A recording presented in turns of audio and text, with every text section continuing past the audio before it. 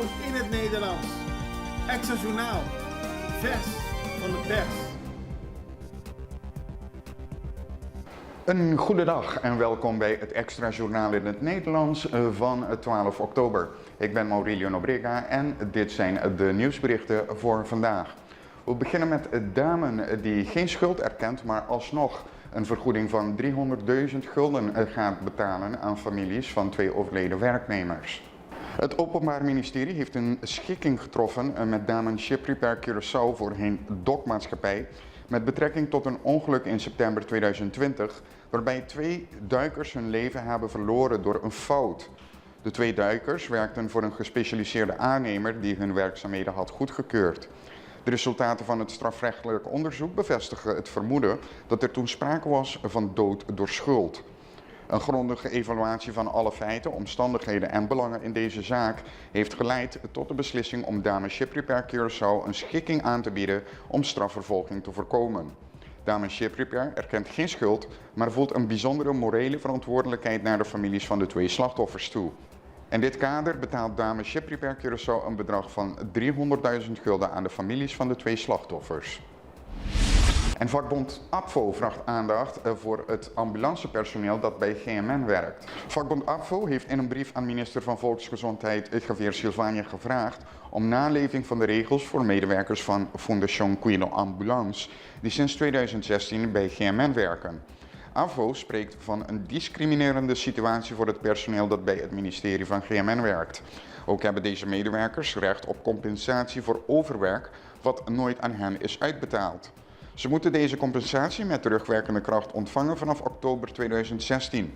APVO heeft de minister gevraagd om binnen 2 weken hierop te reageren. En vandaag vindt de 11e editie van de Pride Walk plaats. Om 7 uur vertrekt de stoet vanaf het Riftfort naar Rainbow Park op het Wilhelminaplein in Punda.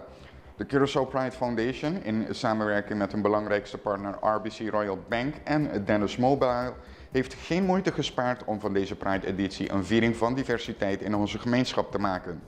De Pride Walk 2023 draagt het thema Live in Color, leef in je kleur. Met dit motto wil de organisatie benadrukken hoe essentieel het is om je identiteit te omarmen en geaccepteerd te worden zoals je bent. De Pride Walk start bij het Riftfort, steekt de Emmerbrug over en komt de Brede Straat binnen om te eindigen op het Wilhelminaplein, waar de organisatie een Rainbow Park heeft gecreëerd.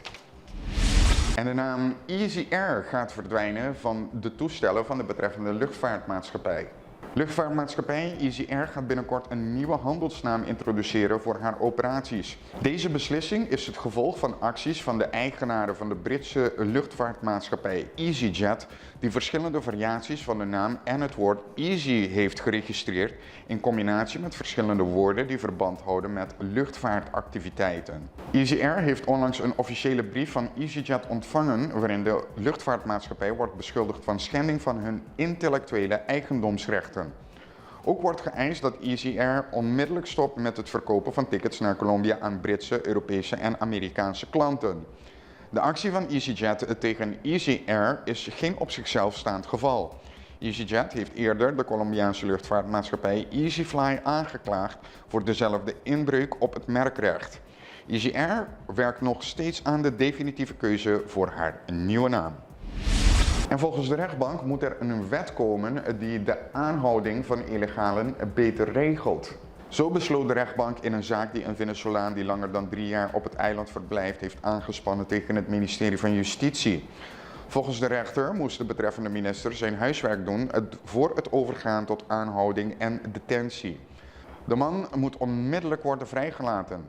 Volgens de rechter zijn er geen wettelijke procedures waar het ministerie zich op kan baseren.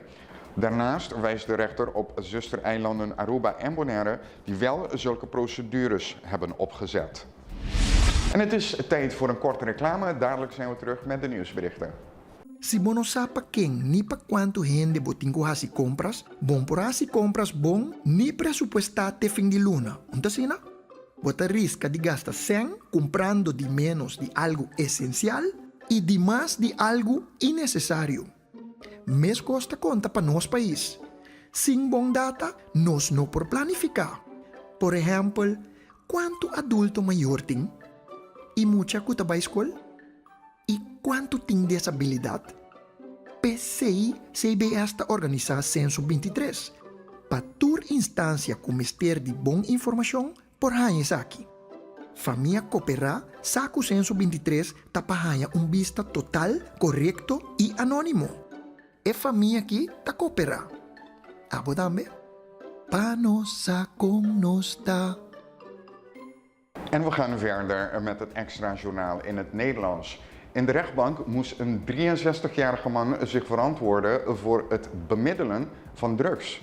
De beklaagde NQ van 63 jaar werd gisteren in de rechtbank voorgeleid nadat hij op 18 januari was betrapt met een hoeveelheid ecstasypillen, marihuana en cocaïne.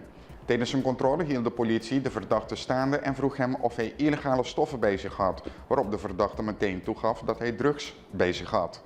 Het bleek dat hij 12 ecstasypillen, 11 gram marihuana en 5 gram cocaïne in zijn bezit had.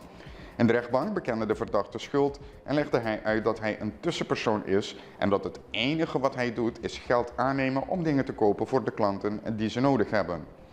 De officier van justitie nam in overweging dat hij zijn schuld had bekend en meewerkte aan het onderzoek.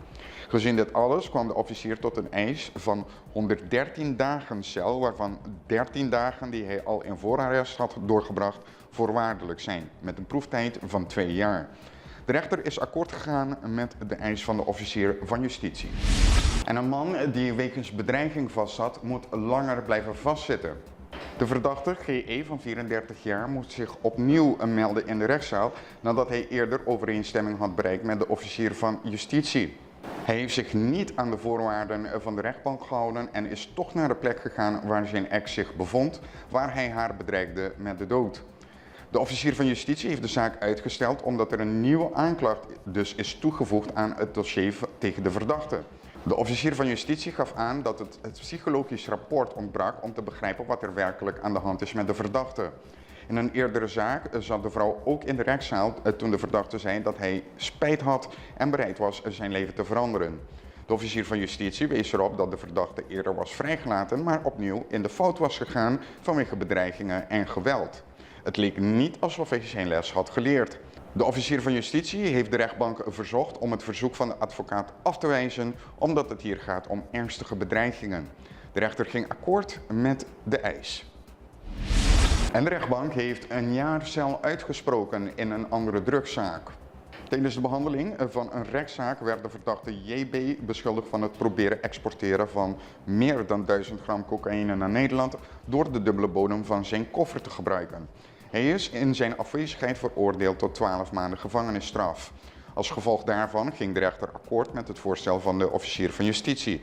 Bij de politie heeft de verdachte toegegeven dat hij op de hoogte was van het feit dat hij drugs vervoerde. De officier van justitie eiste een straf van 24 maanden, waarvan 12 voorwaardelijk, met een proeftijd van 3 jaar. De rechter stemde volledig in met de eis van het OM. En tot slot een ludieke actie van het Curaçao's voetbalelftal. De spelers van de nationale selectie van Curaçao waren gisteren op bezoek bij het Curaçao Medical Center, de jeugdafdeling om precies te zijn. Naast het trainen voert de selectie verschillende vergelijkbare sociale activiteiten uit door bezoeken te brengen aan instellingen rondom het eiland. Dit doen ze om iets terug te geven aan de gemeenschap en dit deden ze gisteren door een glimlach tevoorschijn te toveren op de gezichten van de kinderen die bij het CMC verblijven. En hiermee zijn we aan het einde gekomen van het extra journaal van 12 oktober. Ik wens u een fijne dag toe. Morgen zijn we terug. Fijne dag.